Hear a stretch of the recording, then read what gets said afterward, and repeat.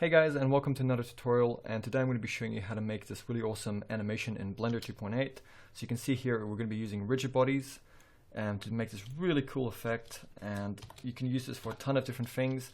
You could destroy more than just cubes. I'm just going to be showing you guys with cubes here, and it's not so much about fancy lighting or shaders or materials, it's more about just setting up a basic scene and setting up the rigid body. But you guys can make a lot of awesome stuff. Okay, so for a brand new scene to open up in Blender, we're going to go Shift A, Mesh, and we're going to add a torus.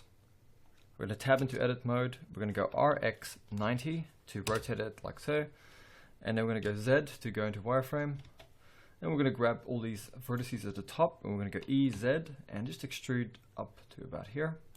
Then we're going to hit A to select everything, G, Z, and we're going to move it down so it's roughly in the middle, and we have our cursor, our pivot point, or origin point here in the center. Tab out of edit mode. With this chain link selected, we're going to go Shift D, Z, move it up to there, and then we're going to go RZ90 to rotate it. I'm going to grab both of these guys, and then go Shift D, Z, and we're going to move them up to about there. And then to repeat that step, you can go Shift R, hit it a few times to get some chain links. So I'm going to go with something like that. That'll be about enough. And then what I'm going to do is select the first chain down the bottom here. Go to the Physics tab. We're going to give it a rigid body. We're going to make the mass here 5 kilos. We're going to come to our shape and we're going to make this mesh. And then to apply it to the rest of these chain links, what we'll do is select this first one. Then we'll box select all of them. And we have this first one selected and it's active. Then we're going to hit F3 and we're going to search for copy rigid body. So just type in copy rigid and you'll see this one here. So now it's taking all of those settings and putting them onto these guys here. So we're going to select the first guy in the top here, and this one we're going to just make passive. So if you click on the other ones, they're all the same, but they're just active. And if we were to play this now, it'll probably break. So I'm just going to play it. And you can see it falls through. That's because the scale is a bit off. So what we're going to do is just box select all of these guys here. And I'm just going to scale them down. And now I'm going to play the animation. And if we play it now, we can see it is they're not breaking. So what we can do next is just go Shift A. We're going to go Mesh, and we're going to add a plane. We're going to go S8 to scale it up 8 times. We're going to go to our front orthographic view. And make sure we're in our first frame and the animation isn't playing. Just box select these chain links and just G, Z, and bring them down like so. And what we're going to do is select the bottom guy here, or this guy at the top, just on top of the one down here, and go Shift D, Z, bring them down to here. Tab into edit mode, and we're going to create our wrecking ball. So in the right orthographic view, going to go into wireframe, just delete these bottom faces. We're going to go Shift A and we're going to go UV sphere, and we're going to hit G, Z, and bring this guy up like so. Maybe size it up a little bit and just adjust it. So you can see we have a wrecking ball here now, so we're going to tab out of edit mode, and with all of these guys selected, we're just going to go to object and we're going to enable smooth shading. So we should have something that looks like this at the moment. If I play the animation, we can see it's hanging and it's all working. So go back to frame 1 and stop the animation, grab our wrecking ball, and we're going to go to our physics, and with this guy we're just going to make it a mass of 10. So type in 10, or even 15 will be fine. So something like that. So if we hit play now, you're not seeing anything because what we have to do is kind of pose it. So go to our front orthographic view, and what we're going to do is just select all of these guys here. Make sure we're in frame 1. So select all of these guys here. And we're going to go R to rotate, move this guy up to about here. So if we are to hit play now, we're going to see we have this really cool chain wrecking ball animation. And what we're going to do in a second is just place some cubes over here, and they're going to get kind of like smashed. Or you can put anything there that you want to smash essentially. So I'm just going to bring it down a little bit more. Okay, I'm happy with that at the moment. So go to frame 1, stop the animation, deselect everything, and now we're going to add our cubes that are going to get smashed. So what I'm going to do is with the cursor in the center, go Shift A, we're going to add a cube to our scene. And we're going to go S 0.5 to make it smaller. Then go to our right orthographic view, go G, Z, and we're going to move it just up so it's just hovering just above that plane. And then we're going to go to our modifiers tab, add, we're going to add an array, and we're going to make the relative offset here 1.1, like so. And then what we're going to do is duplicate that 8 times, so just type an 8 over here. Then we're going to copy this array modifier, go down to this one, so just close this one at the top, go down to the second one we copied, make this one at the top 0, then go to the one here in the middle and make that 1.1, and we can see it's now duplicated along the Y. And then what we're going to do is minimize that, copy this one, minimize the old one, and then with the new one here, we're going to go to the middle setting, make that 0, and this guy here we're going to make 1.1 as well. And we're just going to bring the count down on this one, so it's only about 5 boxes high. Okay, and then what we're going to do is just apply all of these. So just apply them like so. So now we have this one big cube mess, and I'm going to show you how we can fix it up. So just first of all, go into our front orthographic view, G, just kind of move this to the middle a little bit. Go to your right orthographic and just G, Z, and move it to the middle. Okay, just it doesn't have to be exact.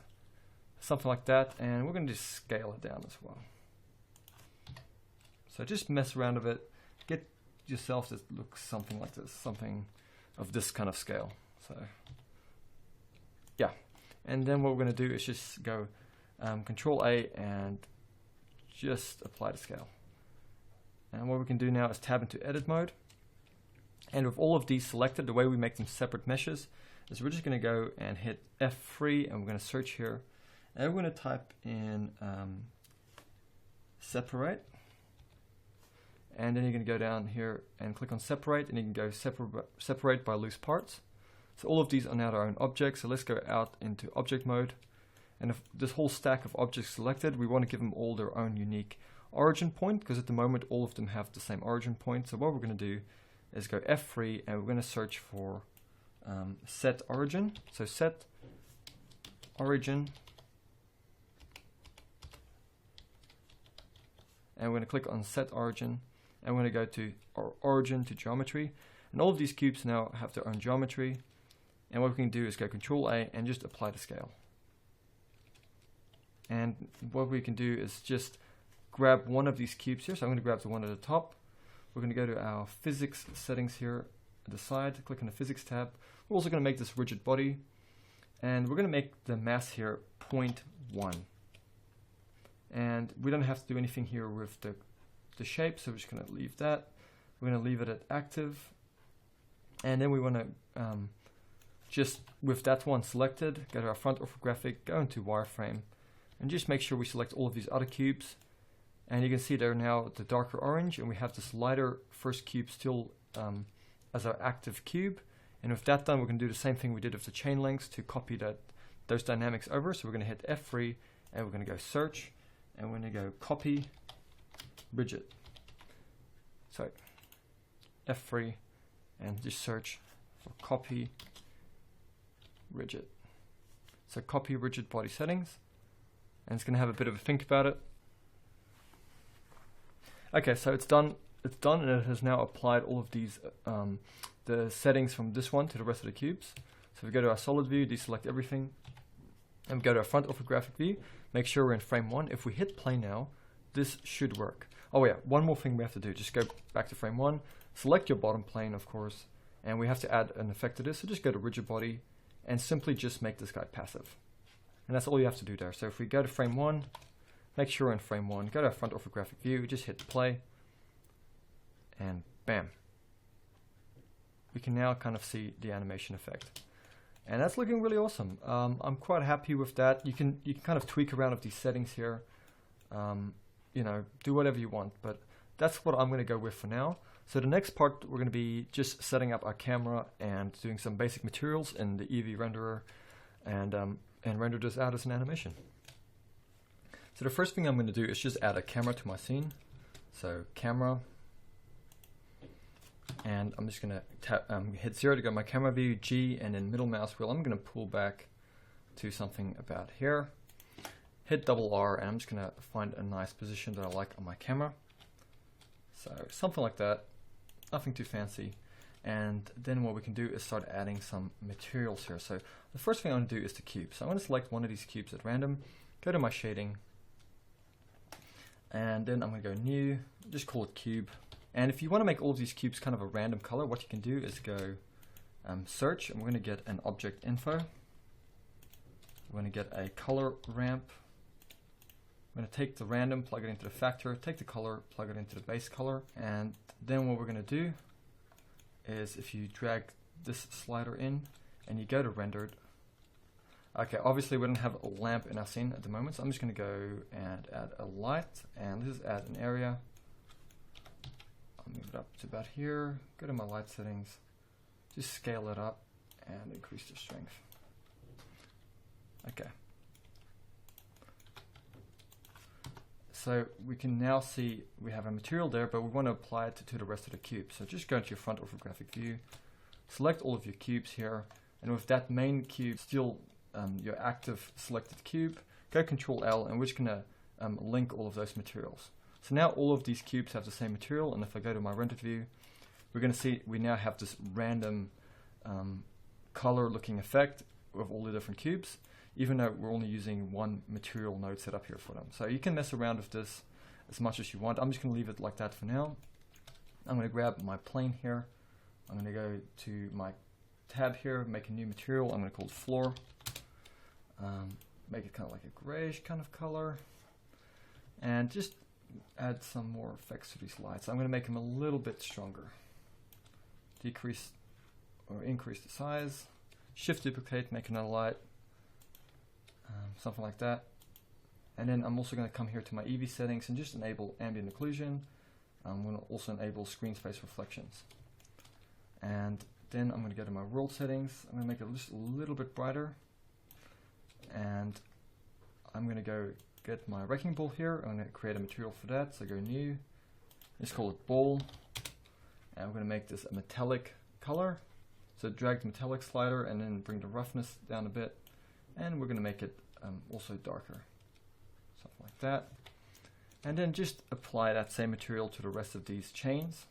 So select all of them. With the main one still they're selected, the object, we're going to go Control L and just link the material. So now these have the same material. So if we go into our viewport here, we go to our first frame and we just go play. We can now see we have colors and textures, not textures, but we have materials applied to our objects. And you can mess around with these settings, add all sorts of fancy lighting, make it whatever you want. So I'm just kind of showing you guys how to make this basic sort of animation.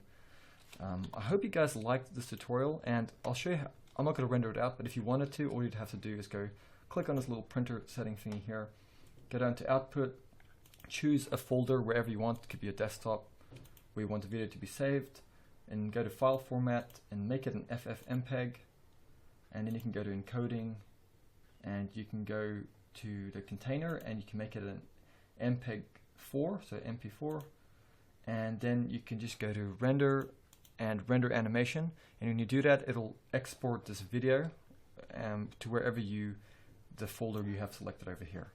So I hope you guys have found this useful, and if you've liked it, please hit a like and subscribe. If you have any questions, feel free to ask them below. So I'll see you guys next time, and have a good week.